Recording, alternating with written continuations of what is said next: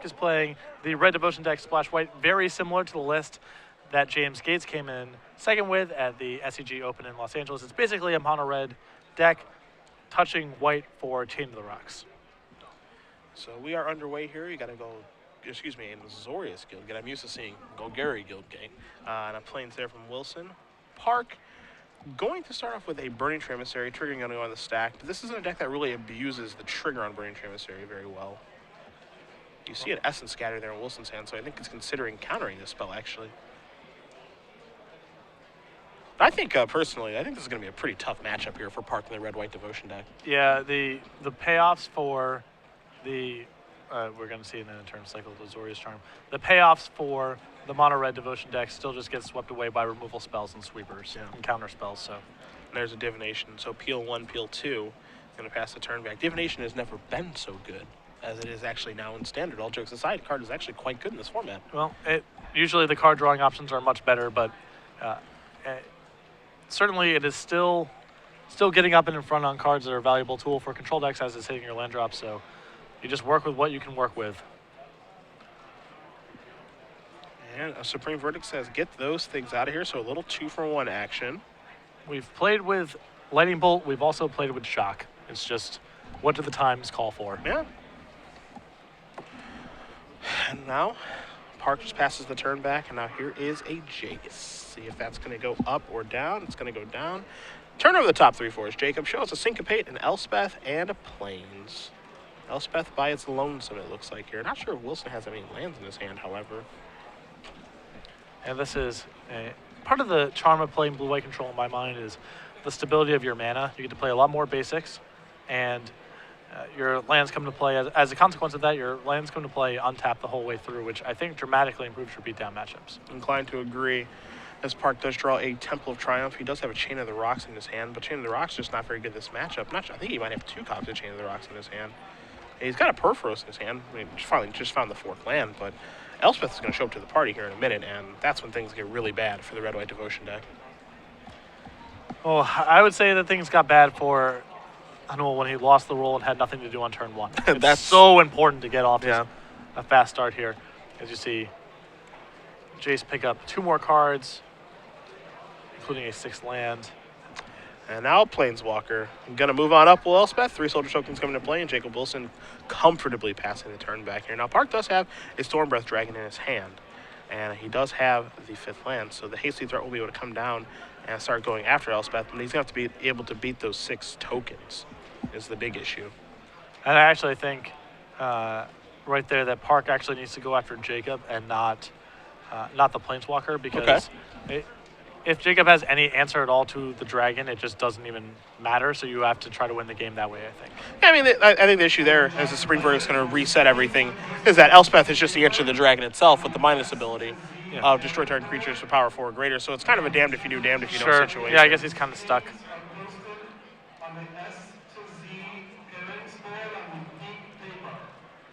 I've never seen a Planeswalker so efficient at killing someone while plussing than the new Elspeth. Yeah, I feel the same way. I actually used to feel that way about old Elspeth for a little while, but because obviously all that one can do is plus, but it feels so much worse to be on the opposing end of of this new Elspeth, as Essence Scatter is going to take care of Perforos. I've had the experience a lot online of an opponent activating Elspeth, and then you go to your turn and you're like, oh, that wasn't -1? That was +1? Yeah. Okay. Well, this is going to be really rough. Yeah, so we're basically done here, and I can't come back and win. I mean, it's a great win condition in these control strategies. It's very fairly costed. I remember the first time I saw it, I was wondering why it wasn't 5 mana. If this card was 5 mana, busted, I think is the word that you would use. Busted. Yeah, and it's already quite good at 6. So, at 6 mana, as Jace is going to come down, turn over a couple of cards, land versus Verdict. Verdict's going to go to the bottom. Lands will go into Wilson's hand so he can keep doing things. But it would be way too good at 5 mana. Yes. And the Elspeth certainly does come with some liabilities. 6 mana is a lot. It's not very good against flying creatures, so there's still a way to go after it. I mean, it's definitely a beatable card. But it is very powerful. Yeah. It's very powerful. Elspeth is another reason, we've been talking a lot about Arrestor versus Imposing Sovereign. The presence of Elspeth in the format is a pretty large reason to want to play Imposing Sovereign. Imposing Sovereign actually gives you some legs against Elspeth, where Agreed. Arrestor does very little. It says Last Breath will take care of that. Ashes Zealot, Burning Emissary tried to get in there, but doesn't have haste just yet. Chain of the Rocks did take care of a creature, but at this point, Park is basically out of cards and really out of relevant action. Last Breath will take care of that, and sure, he's gaining life, but Wilson just wants to get all of his stuff off the board so he can't really do anything and put him into the sleeper hold of Elspeth and Jace, which is basically where we're at this point. Fair combo. 2 and 3. Detention Sphere, Azorius Charm, and a Plains, or what Park has to decide on what to split up. See how much further he wants to go through this. Yeah. Let's see. Wilson's going to take the 2 cards. Detention Sphere going to go on the bottom. 4 mana being tapped. Maybe another Jace going to show up here. Yep. Down we go. Turn over a couple cards. Detention Sphere, Mutavault, and a Hallowed Fountain. And it's really interesting to me, just like, this deck's... I don't... Its existence is strange to me, only in the fact that it just seems like Esper would just be so much better, but that doesn't really look to be the case. Well, the big payouts, like I said, your mana is a ton better, way more stable, and you get to play some copies of Mutavault. And Mutavault's, you know, in my mind, probably the most powerful standard legal card. So wow, more so than Thoughtseize. Well, the opportunity cost on Mutavault is just much lower. Sure. I give it a lot of points for not being a colored spell. Jay's going to get cash in here. Wilson playing very, very quickly. You can see a couple of lands, 2 islands, and a Hallowed Fountain. I promise he'll take the 2. Yeah, don't worry about it too much. Yeah. So Hallowed Fountain and Island are going to go to Wilson's hand. He's going to fire at Mutavault. He's going to get in here for a whole bunch of damage. Up goes Elspeth yet again. 3 more soldiers coming. Surprised we haven't run out of soldier tokens yet. That's actually impressive. Well, now we got plenty. With Elspeth in the format, you got to come. Our team's got to come with a lot. So the follow-up is just going to discard a couple lands, pass the turn back, sitting pretty. Park going to untap, draw a card.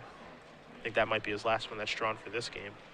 And it is. So, Jacob Wilson is going to win game number 1 over Hanul Park. Blue-White Control up a game over Red-White Devotion as we'll move on to the sideboards here. Take a look at what Park can do to turn things around. Well, he can definitely convert into more of a burn deck here. He has access to 3 copies of Boros Charm and 4 copies of Skullcrack. He has 2 Wear and Tears in the sideboard here, which can provide some utility against Detention Sphere. I wouldn't bring it into myself, but that's another card he has access to. A Mortars, which he doesn't want here. Jacob Wilson not playing Esper again, so no Blood Baron. 2 Anger of the Gods, not really appropriate, and 3 Madcap skills, which I assume is more for green decks than anything else. So I would imagine the Boros Charms and the Skullcracks are going to be coming in for the 4 Chain of the Rocks and 3 Mizzy Mortars that are inefficient here. Take a look at Wilson's sideboard. Game 1 was already pretty good for him. He's got 2 Fiendslayer Paladins to potentially make things better. He's got 3 copies of Celestial Fair, 3 Gains, say a Ratchet Bomb, another Last Breath to go with his 3 in his main deck, 2 Negates, a Pithing Needle, a Jace Memory Deck, and a Glare of Heresy. Now, this isn't really your typical mono red deck. It's actually trying to build a pretty stable board. Something that Wilson wants to do is actually cast Supreme Verdict and Wrath away the board and break up the synergy. So, Fiendslayer Paladin may not be great here. No, I think Fiendslayer Paladin is much more for really aggressive mono red and potentially mono white strategies, not for a deck. Well, Park's deck is trying to do things, trying to go way over the top. It's not a deck that's going to care about, Jacob, having a good blocker, picking up 2 life here or there. That's not the type of game that Park's worried about. So I don't think Fiendslayer Paladin's appropriate here. And the counter spells are also so good in Jacob's deck, I feel like, in this matchup, that I'd much rather leave up mana to counter things than try to play something like Fiendslayer Paladin. I do find Negate to be pretty interesting, however, because there are some certainly some spells to be countered here. Hammer of Proforos seems like a pretty good card to be countering. Boros Charm, things like that. So I could see Negate coming in. I do kind of like Last Breath. I don't know if you want a 4th one.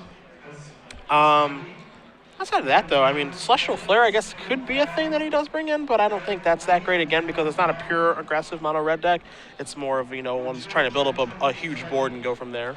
Well, I think that pretty much all of the removal spells have a lot of value against the mono red Devotion deck, because it's all about, building up a board and also getting in some damage. So even though Flare isn't, the most efficient thing on the planet, I think every piece of removal is valuable against Park's deck.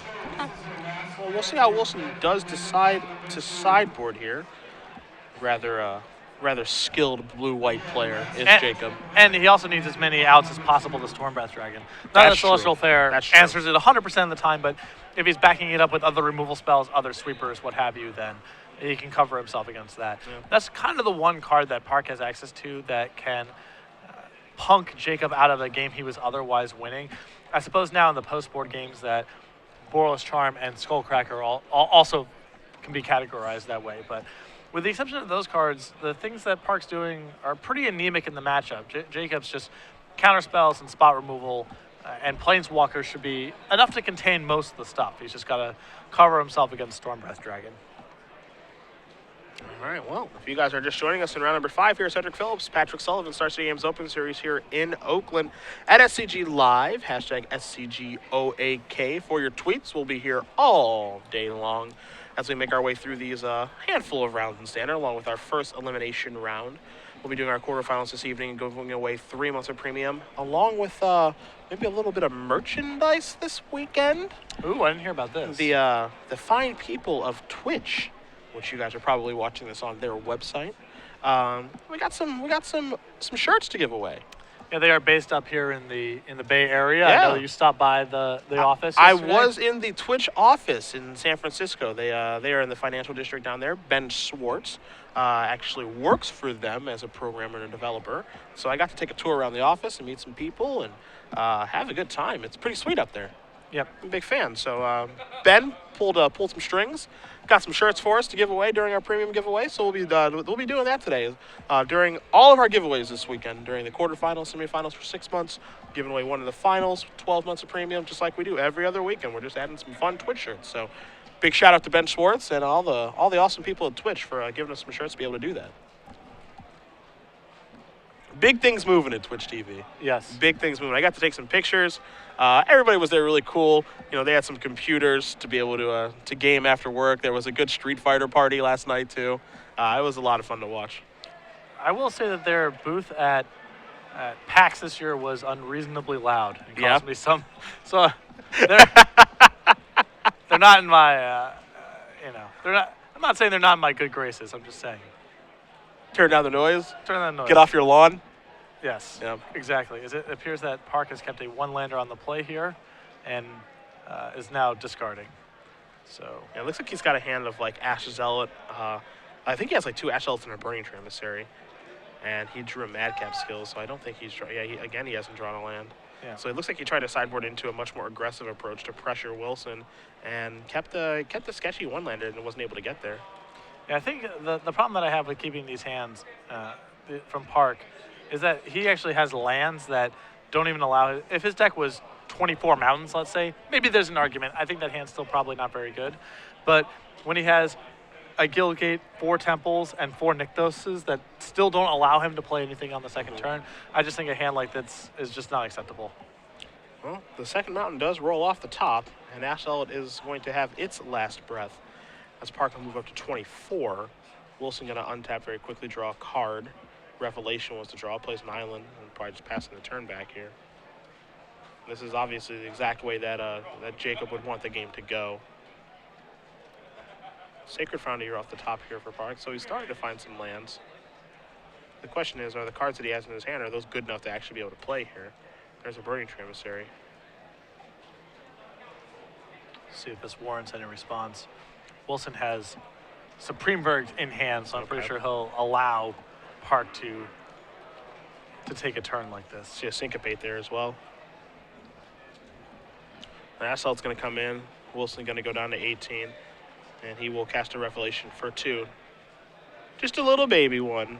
Going to gain that 2 life back, draw 2 cards, quickly untap, take a draw step for his turn. And we'll see what he wants to do this turn. There's a land. It is pretty nice to be able to play a lot of basics, isn't it? Yes. Basics are underrated. Very much so. Especially for control decks. Yeah. Having lands that do come into play untapped is just great. Now here's a Hammer Perforos. I think that's going to buy a Syncopate for 1, yeah. So that's a perfect turn, obviously, for Jacob. Clears everything up. Park uses all of his mana for the turn.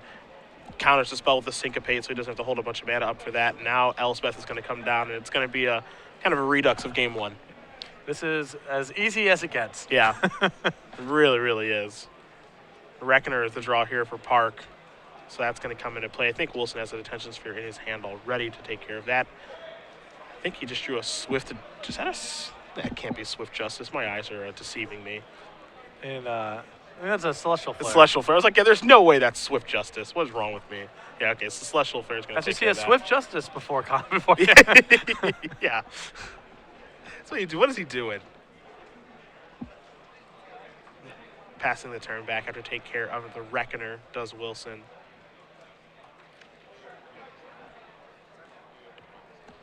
And I just don't know if there's a couple of madcap skills over there. I think there's some Mizium Mortars hanging out. But, this is it's much like Game 1 where once Elspeth comes down and the board is even or clear, as it has been both times, there's just really no coming back for the Red-White Devotion deck. You need flyers or you need burn. Yeah. That's it. And your opponent needs to be lower than 20. Yes. And here's a Temple of Triumph. Take a look at the top card. Is it a Bonfire of the Damned? Passing the turn back. If it were a Bonfire of the Damned, could he win?